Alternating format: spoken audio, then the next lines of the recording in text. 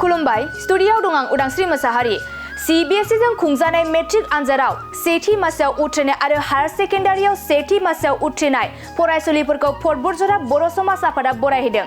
नंगौ क'क्राझार जिल्ला बतझरा महकुमानि सिङाव थानाय बासबारिनि एलुवाबारि गामियाव बतझरा जिल्ला बर' समाजनि आफादगिरि सम्राट हाज'वारि आरो बासबारि दख'रा बर' समाज आफादनि नेहाथारि धीरेन ब्रह्ममोना जथायै एलुवाबारि गामि दरसेनि CBSE जों खुंजानाय मेट्रिक आनजादाव सेथि मासियाव उथ्रिनाय आरो हायार सेकेन्डारियाव सेथि मासियाव उथ्रिनाय फरायसुलिफोरखौ बिपिन चन्द्र ब्रह्मनि न'आव थांनानै बतझरा बर' समाज आफादा बरायहैदों। मख'जाथावदि बिपिन चन्द्र ब्रह्मनि आंगो फिसाजो रिखिता ब्रह्मआ गांथाम लेटार लानानै 83.2 जौखोन्दो लानानै सेथि मासियाव उथ्रिनो हायो आरो मुनराय मोसाहारिया इंलिश हिन्दी आइटिआव गांथाम लेटार लानानै 72.92 जौखोन्दो लानानै सेथि मासियाव उथ्रिनो हायो जवाहर नवोदया विद्यालय क'क्राझारनिफ्राय आरो बेनि अनगायैबो जनता कलेज सेरफांगुरिनिफ्राय सेथि मासियाव बर' आयदायाव लेटार लाना 63 जौखोन्दो लानानै उथ्रिनाय दनसिता मोसाहारिखौबो बर' समाज आफादा बरायो। बतझरा जिल्ला बर' समाजनि आफादनि आफादगिरि सम्राट हाज'वारिया फरायसुलिनि सायाव मा फोरमायखो लोगोसे फरायसुलिफोरा मा फोरमायखो फै जों खोनासंनि। बयखौबो आंनि नामा मुनराय मोसाहारि। माबे स्कुलाव फरायामोन? आङो JNB क'क्राझाराव फरायदों। बेसेबां पार्सेन्ट लानानै उथ्रिसारनो जानो हाया? जोंना 79.92 जों। लेटारफोर दं नामा? औ मोनथाम लेटार दं। मा साबजेक्टआव लेटार दं? इंलिश हिन्दी ओमफ्राय आइटिआव। आङो लयार जानो नागिरदों। नोंखौ सोर थुलुंगा होबाय फरायनायावहाय नोंखौ नोंनि बिमा बिफा सोर नोंखौ थुलुंगा होआ? आंनि इन्सपिरेसन आंनि बाबा जाहैबाय। नाथाय गैयाबाबो बे आंनि इन्सपिरेसन थाबाय थागोन। ओमफ्राय आङो बिदिनो आलदा असहाय मानसिफोरखौ हेल्प खालामनो थाखाय बेखायनो आं लयार जानो नागिरदों मालायनि बेटारमेन्टनि थाखायनो। जोंनि स्कुलनिफ्रायनो रेकमेन्ड खालामगोन ओमफ्राय बेयावनो आङो फरायगोन। रिखिता ब्रह्म। मा गामि नोंसिना? एलुवाबारि। बबे स्कुलनिफ्राय मेट्रिक आनजादखौ उथ्रिसार जाबोनो हाया? JNB क'क्राझार। बेसेबां पार्सेन्ट मोना? 83.2 पार्सेन्ट लेटार दं नामा? मोनथाम दं। सोर थुलुंगा होआ फरायनायावहाय नोंखौ? नोंनि बिमा बिफा बिदा फंबाय सोर थुलुंगा होआ? बिमा बिफा थुलुंगा होदों। मा जानो सानो इयुनाव थांखिया मा? मेडिकेल लाइनाव। नामा दनिस्ता मोसाहारि। आङो जनता कलेज सेरफांगुरिनिफ्राय उथ्रिसारदों। मा डिभिजनाव उथ्रिसारदों? आङो फार्स्ट डिभिजनाव उथ्रिसारदों। आंनि पार्सेन्टआ 63। लेटार दं नामा? औ लेटार मोनसे दङ। थांखिया मा जानो सानो इयुनाव? आङो प्रफेसार जानो सानदों। सोर थुलुंगा होदों नोंखौ बे फरायनायाव? फरायनायाव आइबो बाबाबो थुलुंगा होदों। बेसेबां घन्टा फरायोमोन नों नैबे दिनैसिम फार्स्ट डिभिजन मोननायावहाय? आङो बिदिनो 4 घन्टा 5 घन्टा फरायनानै उनावहाय ओंखाम जाखांनानै आरो बिदिनो गोबाव फरायबावोमोन। जनता कलेजावनो एडमिसन लानो सानदों। जोङो बतझरा जिल्ला बर' समाज आफादनि आरो जोंनि बासबारि दख'रा बर' समाज आफादनि बिथाङा धीरेन ब्रह्म गाहाय नेहाथारि जोङो लोगोसेयैनो ज' जानानै दा जोङो मोनसे समाजनि गेजेराव जायफ्रानाखि मेट्रिक आनजाद बा हायार सेकेन्डारि आनजादाव मोजांथारै उथ्रिसारदों फार्स्ट डिभिजननिफ्राय बा जों गोजौआव जेसेबांखि मार्क लानानै पास जाया मानो जोङो मोनसे अभियान माने बाथ्राया जाहैदों जों दा जोङो CBSE बा सेबा बे मोननैयाव बा जेरावखि मोना बाहाय पास जाब्लानो जोङो दुंब्रुदै बरायफैनो थाखाय आखायाव लादों जाहाथे बिथांमोनखौ जोङो बेबायदि थेंक्स गिभिंजों आरो अभियान खालामनायनि गेजेरजों गोसोआव एसेबाबो जोङो इनकारेज होनानै आरो बिथांमोनहा जोंनि इनकारेजखौ खोनासंनायनि गेजेरजों आरोबाव गोसो दुंनानै मोजांनिफ्राय मोजांसिन जिउआव आवगायलांनो हानायनि बादिनो जेरैबायदि फार्स्ट डिभिजन नाम्बारा हाइ फाइल' जानानैथ' जालिया दानि जुगाव .% जोंबो जालिया माने इन्ट्रेन्स एग्जामिनेसनखौबो मोजां होनानै बिनि रिजाल्टखौबो जोङो लाबोनो हायाब्ला जे 99, 98 बा जेसेबांखि नाम्बारखौल' लाखिया मानो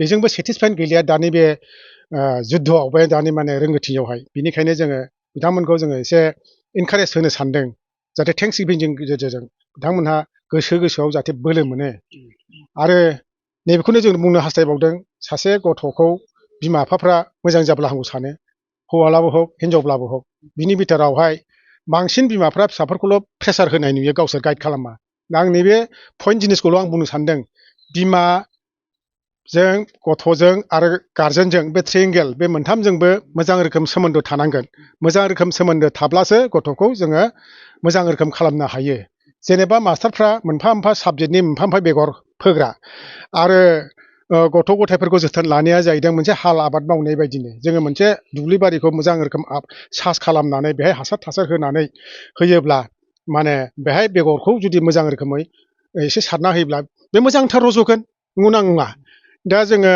बिमा बिफाफ्रा गथ' गथायफोरखौ जोथोन लायालासेनो आद्रा मन्द्रा जुदि जोङो जर जबस्ति खालामबा बे मोजां सास जानाय नङा आरो दा बे मोजां जुदि जायोब्लासो बेवहाय बेगर फोब्लाबो मोजां रज'नाय बायदिनो जों बेखौनो जों हास्थायो गथ'फोरनि गोसो गोरबोआबो गुरै जानांगोन आरो गथ'फोरनि माने गोसोफोरखौबो बिमा बिफाफ्रा बुजायनायनि गेजेरजों नोङो मोजां खालामनांगोन अब्ला मास्टारनि बोसोन आरो गारजेननि बेफोरजों जयैनो गोरों जायो आरो बेजों न'खराव सान्थि आरो गोजोननाय आरो गथ' रोंगोननायनि मोनसे लामाखौ जों नुहुरो आरो बिनिखायनो जोङो समाजनि जानानै आरोबाव जों इनकारेज होनो गोसो दं बा थेंक्स गिभिं होनो गोसो दं बिथांमोनहा जाहाथे उनावहाय जौगालाङो गावसिनि सिन्था धाराजों बिमा बिफानि नाजानायजों सोरबा डाक्टार सोरबा इन्जिनियारिं सोरबा बिभिन्न धरनाव जाहाथे जौगालांनो हायो बेखौनो कामना खालामनानै जोङो बे अभियान जोङो बेल' नङा जोङो आरो दस्रायावबो जोङो थांनानै जोङो एसे खालामगोन बिनिखायनो बिथांमोनहा जों कन्टेक्ट नाम्बारखौ मोनाखै जाहाथे कन्टेक्ट नाम्बारखौ जोंनो हरलायो आरो जों बेबायदिनो जोङो थेंक्स गिभिं आरो जोङो अभियानखौ खालामगोन आरो